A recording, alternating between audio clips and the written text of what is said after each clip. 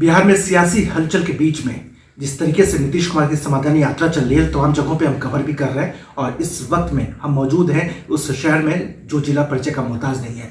उसी तरीके से संजय तिवारी उर्फ मुन्ना तिवारी जी परिचय के मोहताज नहीं है, कांग्रेस के वरिष्ठ दिग्गज कद्दावर नेताओं में शुमार है। साथ ही विधायक रहते हुए जो दूसरा टर्म है इसमें भी शानदार जो लकीरें हैं बक्सर में खींची जा रही हैं। जिस तरीके से तैयारियां हैं समाधान यात्रा को लेकर, कह सकते हैं जद में एपी सेंटर में मुन्ना तिवारी जी खुद मौजूद हैं। भारत जोड़ो यात्रा भी चल रही है, समाधान यात्रा भी चल रहा है, यात्राओं से पूरा देश गुलजार है। मुन्ना जी क्या कहना चाहेंगे, किस तरीके से यात्रा की तैयारियां हैं? ये तो सरकारी कार्यक्रम माननीय मुख्यमंत्री जी का है जी। और इसमें कहीं राजनीतिक दल की भूमिका नहीं है जी। और माननीय मुख्यमंत्री जी समीक्षा करने जल जीवन हरियाली, हर घर नल का जल और जो भी शराबबंदी और जो जिले की विभिन्न समस्याएं हैं समाधान यात्रा के तहत वो हम सभी जनप्रतिनिधियों के साथ और सरकार के जिला प्रशासन के पदाधिकारियों के साथ एक बैठक करेंगे। इसमें तमाम मुद्दे आएंगे, जो भी ज्वलंत मुद्दा होगा जिला का, चाहे वो किसानों की समस्या हो, चाहे वो रोड नल जल की व्यवस्था हो, सड़क की व्यवस्था हो, हम सभी उन सब चीजों को माननीय मुख्यमंत्री के समक्ष उठाने का काम करेंगे। 7 सालों का वक्त हो चुका है, 7 सालों से ज्यादा का वक्त मुन्ना तिवारी जी यहाँ से नुमाइंदगी करते हैं, जनप्रतिनिधि हैं और इन 7 सालों में विकास की नई रूपरेखा को बक्सर की जनता को जानने और समझने का मौका मिला। अभी भी हम रूबरू हो रहे हैं, लगातार हो रहे हैं, आपने किसानों की समस्याओं को बार बार उठाया भी है। इन 7 सालों में समस्याएं काफी दूर भी हुई है। आगे जो 3 साल का जो वक्त बचा हुआ है यहाँ पे क्या फोकस किया जाएगा? देखिए, अभी तो मेरा एक प्रपोजल था कि स्मार्ट शहरें बन रही हैं और हमारे यहाँ स्मार्ट पंचायत की बात मैं किया हूँ। जी बिल्कुल। और हमारे यहाँ एक SJVN 1320 मेगावाट का एक पावर प्रोजेक्ट आया हुआ है। उसमें CSR और RNR के तहत गांव का विकास, स्कूलों का विकास, संबंधित पंचायतों का विकास, संबंधित ये CSR वगैरह मामले हैं। तो हम चाहते हैं कि हमारा चौसा या बक्सर में एक सदर पंचायत स्मार्ट पंचायत का भी एक मैं निर्माण सोचता हूँ और दूरगामी परिणाम इसके अच्छे होंगे। हमारे यहाँ एक लाइट एंड साउंड की व्यवस्था बिजेश्वरी दुबे जो मुख्यमंत्री हुआ करते थे उनके समय एक स्थापना की गई थी, जिसमें रामचरितमानस से जोड़ करके तमाम उन कलाकृतियों की को उकेरा गया था लाइट एंड साउंड के माध्यम से। तो माननीय मुख्यमंत्री से मैंने आग्रह किया था और माननीय मुख्यमंत्री ने उस आग्रह को स्वीकार भी किया और यहाँ के सचिवों के द्वारा एक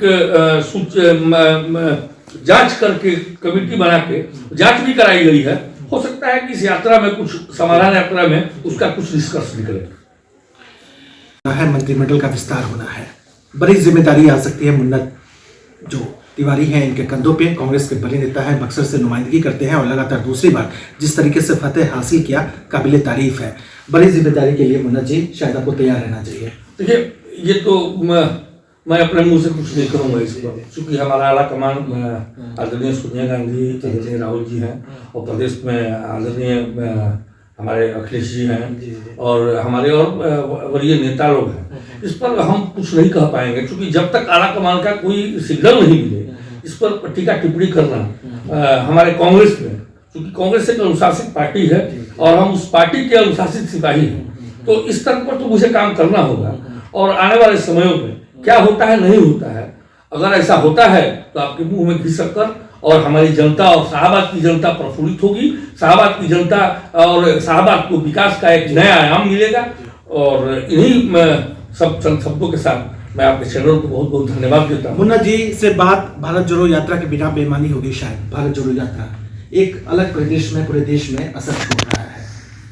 क्या देखते हैं आगे भारत यात्रा को देखकर और क्या इसकी तैयारियां हो रही है? राहुल जी की जो सोच है कि हमें बोलने का मौका सदन में नहीं मिलता है, विपक्ष को सदन में बोलने का मौका नहीं मिलता है, और इसका वजह है जो सरकार ने कहा था 2014 में और 2019 में, वो सरकार शायद अभी तक इम्प्लीमेंट धरातल को नहीं कर पाई है और विपक्ष की आवाज को वहां सदन में दबा दिया जाता है।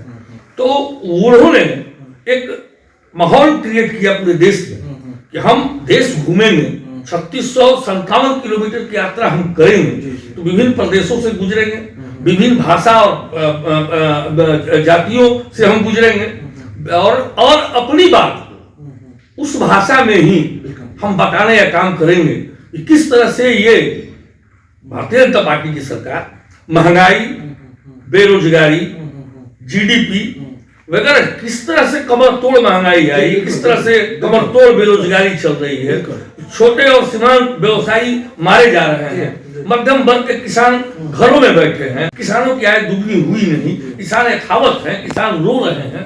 तो उन सब चीजों को अपनी भाषा में बताने का काम आदरणीय राहुल गांधी जी ने पूरे देश में किया और कर रहे हैं। हमारे समझ से दूसरी फेज की यात्रा नॉर्थ ईस्ट से निकलेगी और वो दिल्ली तक जाएगी। तो जगह जगह पर हम लोगों को मौका मिल रहा है, जैसे दिल्ली में भी हम लोग यात्रा में शामिल हुए, मध्य प्रदेश में भी शामिल हुए, अभी पंजाब से बाहर हम लोग की यात्रा निकल रही है, वहां भी शामिल होने का मौका, बस चूंकि हम लोग को बुलाहट है 30 जनवरी के पहले, तो एक यात्रा में हम लोग शामिल हो गए फिर। और हमारे बिहार में भी माननीय डॉक्टर अखिलेश सिंह जी के नेतृत्व में जो हमारे प्रदेश अध्यक्ष है और राज्यसभा के सदस्य हैं, उनके नेतृत्व में यात्रा चल रही है और वहां भी हम लोगों को जाने का बांका से मौका मिला। हम लोग बांका में भी गए, इस यात्रा की शुरुआत भी कराई, लेकिन बीच में हम लोग चूंकि विधायक जनप्रतिनिधि हैं, वही माननीय सांसद हैं, लेकिन हम लोग बीच बीच में यात्रा में अपनी समस्याओं को निष्पादित करते हुए यात्रा में जाने का काम हम लोग करेंगे। मुन्ना जी, एक और सवाल भी लेंगे, जनता के बीच हम रहे, इन 7 सालों में आपके खिलाफ एंटी इनकम्बेंसी पैदा क्यों नहीं हो पाता है? दीवानगी जो है वो किस तरीके से है, हमने इस क्षेत्र में महसूस किया। क्यों आज मुन्ना तिवारी इतना बड़ा चेहरा बन चुके हैं? एंटी इनकम वजह क्या है? क्या किसानों का आप बात करते हैं, युवाओं की बात करते हैं, या बुनियादी चीजों पर बात करते हैं? देखिए, हम सबकी बात करते हैं और मेरा एक है लक्ष्य है, जैसे कि मैं 15 में चुनाव जीता तो यहाँ के लोग की आशाएं थी कि हमारा ये जनप्रतिनिधि जो होगा पटना में न रह करके बक्सर में ही रहेगा और हम जनता की समस्याओं से रोज बरोज रूबरू होगा। तो मैं इस जिला अतिथि गृह में 12 बजे से 6 बजे तक बैठने का काम करता हूँ और हमारे दोनों क्षेत्र की जनता, चाहे बक्सर ब्लॉक की जनता हो, चौसा ब्लॉक की जनता हो, बक्सर सदर शहर की जनता हो, वो हमसे आकर अपनी समस्याओं को कहती है और मैं प्रशासनिक पदाधिकारियों से कह कर उनके जो जायज काम होते हैं मैं इमीडिएट फौरन रूप से कराने का काम करता हूं। इससे यहाँ की जनता मेरे चेहरा से और मेरे व्यवस्था से वो दुरुस्त नहीं लगती है, मेरे काम से वो मुझे प्यार करती है, क्योंकि मैं अवेलेबल हूँ उन लोगों के लिए और उनके लिए हर एक काम जो भी संभव हो। लगातार चुनाव कवरेज भी किया, बक्सर वो सीट रहा जहां बीजेपी का गर्व माना जाता रहा, उस किले को कह सकते हैं आज के वक्त में अगर ध्वस्त किया और इस किले में सेंधमारी नहीं हो पा रही है, इसमें मुन्ना तिवारी का बड़ा योगदान है। जब आगाज ऐसा है तो अंजाम कैसा होगा, और जिस तरीके से बड़ी जिम्मेदारी भी आ रही है, तो शायद बिहार में मुन्ना तिवारी जी बक्सर से लेकर किशनगंज तक आपको दिखेंगे, बेगूसराय से लेकर मोतिहारी तक आपको हर वक्त दिखेंगे। सर, जनता के नाम क्या शुभकामनाएं, नया साल भी है, 26 जनवरी भी, क्या कहना चाहते हैं? मैं बिहार सहित अपने शाहबाद एवं बक्सर के लोकप्रिय जनता को मैं साधुवाद देता हूँ और हमारे शाहबाद की जनता शांति प्रिय है। बक्सर तो मेरा एकदम विश्वामित्र की नगरी है और हमारी बक्सर की जनता एकदम शांत और सौम्य है और मैं अपने बोलचाल की भाषा में उन्हें मैं हमेशा आर्थिक रूप से मजबूत, शारीरिक रूप से मजबूत और आने वाले समयों में जो भी चुनौतियां आएंगी जनता के सामने और हम और वो दोनों साथ मिलकर के उन चुनौतियों से सामना करेंगे और इसकी सहन शक्ति ये विश्वामित्र की धरती और भगवान बावन की जन्मस्थली माता गंगा का नहर, हनुमान जी के ननिहाल हमारे तमाम जनता को ये ताकत दे कि हम सभी मिलकर उन चुनौतियों का ताकत के साथ निदान कराने में काम। सबके लिए शुभकामना, क्षेत्र में तमाम लोगों के लिए बिल्कुल बिल्कुल मेरी शुभकामना है कि आप आगे बढ़े और मेरे कदम आपके कदम के साथ चलेंगे। इन्हीं चंद शुभकामनाओं के साथ बहुत बहुत धन्यवाद। सर, चलते चलते बहुत छोटा सा सवाल, बहुत लोगों के रिएक्शन आए कि सवाल मुन्ना तिवारी जी से पूछना चाहिए। मुन्ना तिवारी जी को ठंड लगती है क्या? हम लोग मानव है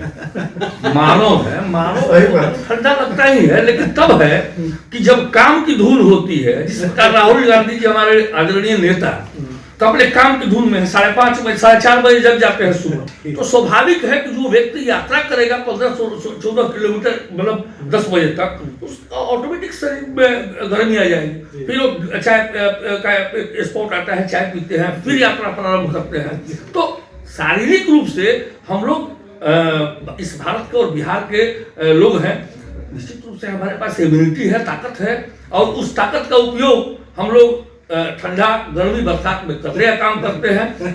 सभी मानव हैं, सभी को ठंड लगती है, सबको गर्मी लगती है, सभी को पसीना आता है। ऐसा कोई नहीं है कि इसको ठंडा नहीं लगता।